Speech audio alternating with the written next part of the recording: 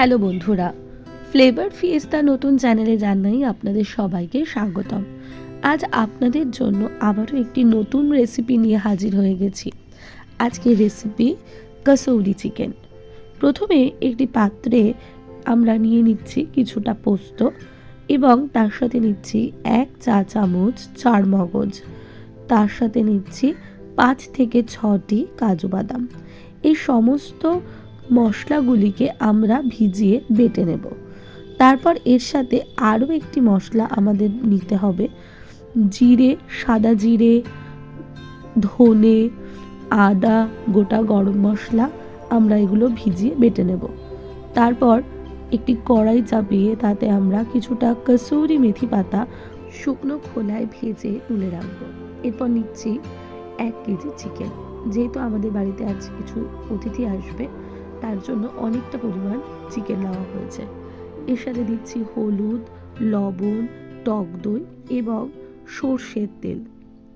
সমস্ত উপকরণ দিয়ে ভালো করে মাংস মেখে তারপর আমরা দিয়ে দেব সেই শুকনো খোলায় ভেজে রাখা কসুরি মেথি পাতাগুলো।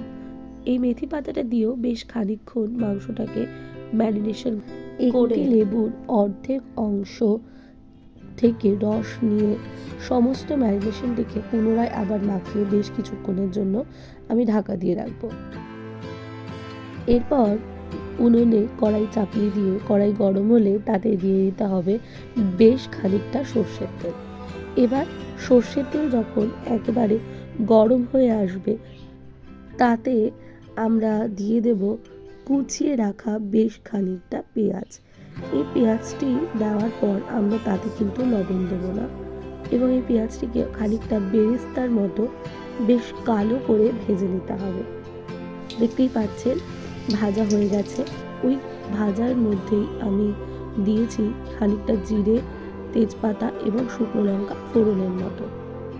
ফোড়ন দেওয়া হয়ে গেলে তারপর আমরা এতে দিয়ে দেব বেটে রাখা আদা, রসুন এবং পেঁয়াজ বাটা। তার সঙ্গে দিয়ে দেব পোস্ত, চারমগজ এবং কাজু বাদাম বাটা। সমস্ত মিশ্রণটি এবার ভালো করে ভাজতে হবে। ততক্ষণ এটাকে ভাজতে হবে যতক্ষণ না সমস্ত মশলা থেকে তেল বেরিয়ে আসে। তারপর এর মধ্যেই দিয়ে দিতে হবে জিরে, আদা, গোলমরিচ, ধনে এবং গোটা গরম মশলা বাটা মশলাটি। আবারও সমস্ত মিশ্রণ থেকে তেল উঠে আসা পর্যন্ত আমাদের ভালো করে ভেজে নিতে হবে। এই পর্যায়ে আমি অর্ধেক কেটে রাখা টমেটো দিয়ে দিলাম।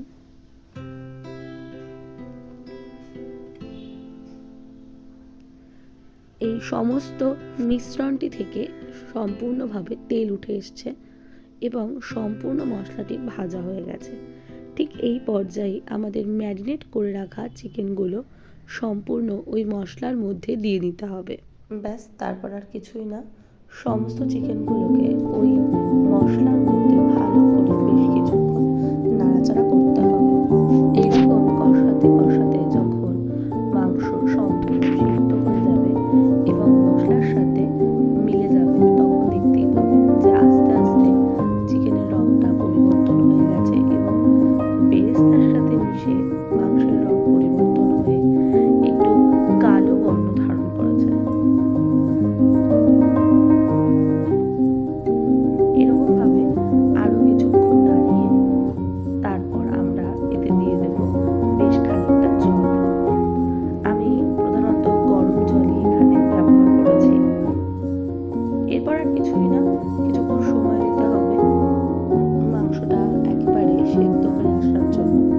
ঠিক এই পর্যায়ে আমরা দিয়ে দেব আমাদের আগে থেকে ভেজে রাখা আলুগুলো। আলুগুলো দিয়েও আমরা কিছুক্ষণ এই একইভাবে রেখে দেব এবং সমস্ত মাংস যখন একেবারে সেদ্ধ হয়ে তার ঝোলটাও বেশ খানিকটা শুকিয়ে আসবে, ঠিক সেই পর্যায়ে আমরা আরো বেশ খানিকটা কসুরি মেথি দিয়ে আরো বেশ কিছুক্ষণ ঝোলটাকে নাড়াচাড়া করে যখন ঝোল আরো একটু ঘন হয়ে আসবে, সেই পর্যায়ে আমরা নামিয়ে নেব। নামিয়ে নিলেই ব্যাস তৈরি হয়ে গেল আমাদের কসুরি